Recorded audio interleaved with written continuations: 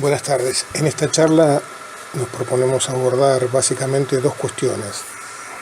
Una es alrededor de la crisis política y económica que se expresa en esta ruina que ha provocado este gobierno con su política de liberar todos los mercados, liberar las importaciones, endeudarse a más no poder, de dejar libre el dólar, de liberar la salida de dólares, y que ha tenido como consecuencias un ajuste brutal contra las condiciones de vida y de trabajo de las masas.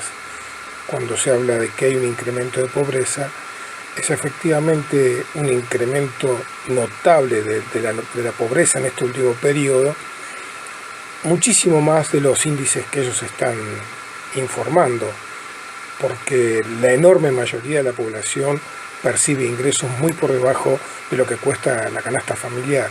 La contrapartida de esa pobreza es el enriquecimiento impresionante de una pequeña minoría de terratenientes, de banqueros, de empresas multinacionales que controlan los servicios, que ellos sí que son los que ganan y los que fugan divisas y los que pueden especular en el mercado financiero. Ese ajuste monumental que se viene llevando adelante contra las masas por medio de tarifazos, despidos y ajustes de presupuesto se agudizó a partir del acuerdo con el Fondo Monetario hace 3 meses, un acuerdo que fracasó, y se ajusta aún más con el nuevo acuerdo, con la extensión del acuerdo que se ha llevado adelante esta semana. Las consecuencias son catastróficas. Por un largo periodo el país la economía entrará en recesión, una recesión cada vez más profunda, insoportable, combinada con una inflación también insoportable, de las más elevadas que hemos sufrido en los últimos años, producto de una devaluación de más del 120% en lo que va del año. Este es el resultado de las políticas de este gobierno. Esto no vamos a abundar mucho más en estas condiciones porque están demasiado conocidas por la mayoría. A dónde nos ha llevado este gobierno, que lo tiene que pagar con una crisis política. Esa crisis política se expresa también ahora en el debate de presupuesto, donde todo un sector que lo ha acompañado del peronismo está dispuesto a votarle este presupuesto colonial del Fondo Monetario, porque el presupuesto ya ha sido aprobado, ha sido debatido en el Fondo Monetario y se ajusta a sus dictámenes. Estamos frente a una situación de profundización de la política de sometimiento, transformando a la Argentina abiertamente en una colonia del imperialismo. La segunda cuestión que especialmente nos interesa debatir tiene que ver con la intervención de las masas. Nosotros tenemos que ver cuál es el significado que tiene esta irrupción creciente de las masas en los últimos meses, en los últimos 2 años, que ha impuesto paros generales de una magnitud extraordinaria, como los últimos 2, el de junio y el pasado 25 de septiembre, y una movilización también extraordinaria de las masas, cientos de miles ganando las calles hacia la Plaza de Mayo este lunes, y decenas de miles en las principales ciudades del país. Este es un hecho, tal vez el hecho político más importante y que provoca una crisis a la burocracia, a los gobernadores, al propio gobierno, y que llama la atención del Fondo Monetario y de los banqueros, hasta dónde este gobierno va a poder soportar la presión y la rebelión de estas masas. Este paro vuelve a reafirmar el poderío de la clase obrera, cómo la clase obrera puede paralizar el país. Se deja de producir riqueza porque la clase obrera para el país, para decir basta de Fondo Monetario, basta de ajustes, basta de estas políticas antinacionales y antiobreras. Estos paros tienen un carácter claramente político, aunque no esté dirigido por algún partido o organización política, tiene un carácter político porque cuestiona la política del gobierno, porque cuestiona el gobierno y plantea y desafía la política del gobierno con sus propios métodos, con los métodos de la clase obrera, con su forma de lucha, que es el paro, que es la movilización. Tiene un carácter político porque ha sido impuesto desde las bases, contra la voluntad de la dirección de la CGT, que ha sido cómplice, que ha bancado a este gobierno desde el principio, una dirección de la CGT que se ha resquebrajado porque un sector de esa burocracia se ha pasado a la oposición, un sector que incluso estuvo comprometido con el macrismo, se ha pasado a la oposición y gana las calles, y le han impuesto contra su voluntad este paro.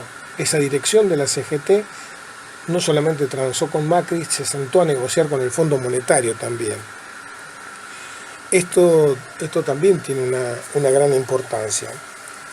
Y gran parte de los que han participado del paro activamente, los que se han movilizado, reclaman que tenga una continuidad, que forme parte de un plan de lucha, que se plantee ya cuál será el próximo paro general para enfrentar esta política.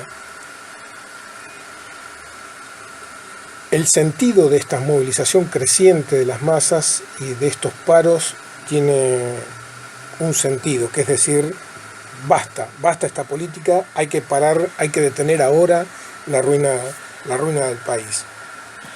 El peligro que presenta esta enorme lucha de la clase obrera, de los trabajadores en general, es que hay todo un sector de la burocracia y de los partidos políticos que quieren utilizar esta fuerza como elemento de presión para formar un frente electoral, ya sea para las elecciones del 2019 o para presionar en el caso de que haya una salida anticipada para ser parte de un gobierno de unidad nacional.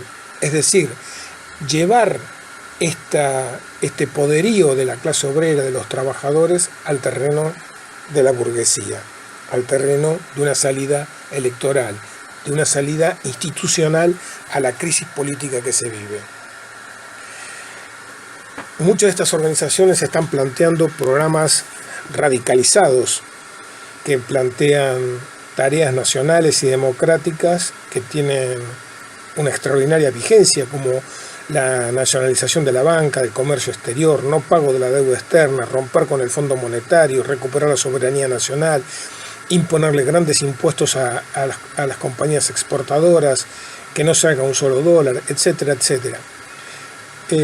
Pero ya sabemos de que estos programas audaces de un sector de la burocracia, de un sector del movimiento que se reclama nacional y popular, son impotentes porque se plantean alrededor de una salida burguesa, es decir, de respeto a la gran propiedad.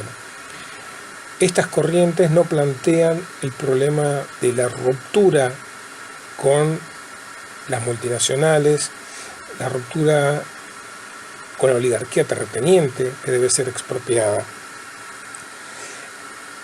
Pretenden introducir de que la polarización es una polarización entre el neoliberalismo y el movimiento nacional y popular. Acá la contraposición es entre la clase obrera y la masa oprimida y el gran capital y el imperialismo. Esta es la contraposición, este es el enfrentamiento de clase que está presente hoy radicalmente en nuestra sociedad. Nosotros tenemos que interpretar cuál es el mandato de estas movilizaciones y de estos paros. El mandato, lo que expresa ese movimiento de tamaña importancia, es que quiere terminar ya con este estado de cosas y que quiere encontrar una solución de raíz. Quiere terminar con todos los fracasos a que lo ha llevado las distintas corrientes de la burguesía. Peronistas, antiperonistas, neoliberales, liberales, militares, civiles. Todas las fracciones de la burguesía han fracasado en resolver las tareas democráticas del país. Estas tareas que solamente se van a poder resolver, y esto es lo que hay que hacer consciente una y otra vez, bajo la dirección de la clase obrera, que es la única clase que no tiene ningún interés material con esta sociedad, que no tiene ningún interés con el imperialismo, con el gran capital. La clase obrera es la que tiene que acaudillar al conjunto de los oprimidos para terminar con el estado de la burguesía, para romper con el imperialismo, para liberar a la nación. Esta tarea solamente la clase obrera la puede llevar adelante acaudillando a los oprimidos. Ya está claro en la historia argentina que la burguesía o la pequeña burguesía no pueden acaudillar este movimiento, que lo han llevado a un fracaso tras otro. Esta es la solución de raíz.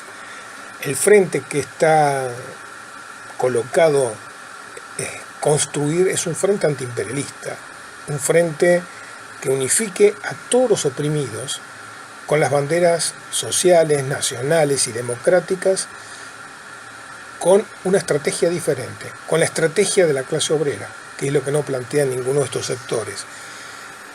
¿Y cuál es la salida? La salida justamente es derribar el estado de la burguesía, terminar con la dictadura del capital, para que la clase obrera y las masas por primera vez conozcan la democracia y puedan empezar a construir el socialismo. Es decir, que esta es la única salida progresiva de la crisis. Quien diga que la salida es por medios institucionales, por medios legales, por medio del Congreso, por medio de elecciones, está mintiendo. Por ese camino vamos a quedar entrampados una y otra vez. La clase obrera no tiene o tiene una dirección revolucionaria muy débil. Este es uno de los problemas centrales, pero nuestra apuesta es que en este proceso de lucha, con esta política, vamos a poder construir esa dirección revolucionaria. Cuando hay una crisis política y económica de esta magnitud, se abren las mejores condiciones para poner a prueba todos los programas y para que la clase obrera se pueda abrir paso con su propia política, con su propia estrategia. Esto es lo que queremos debatir.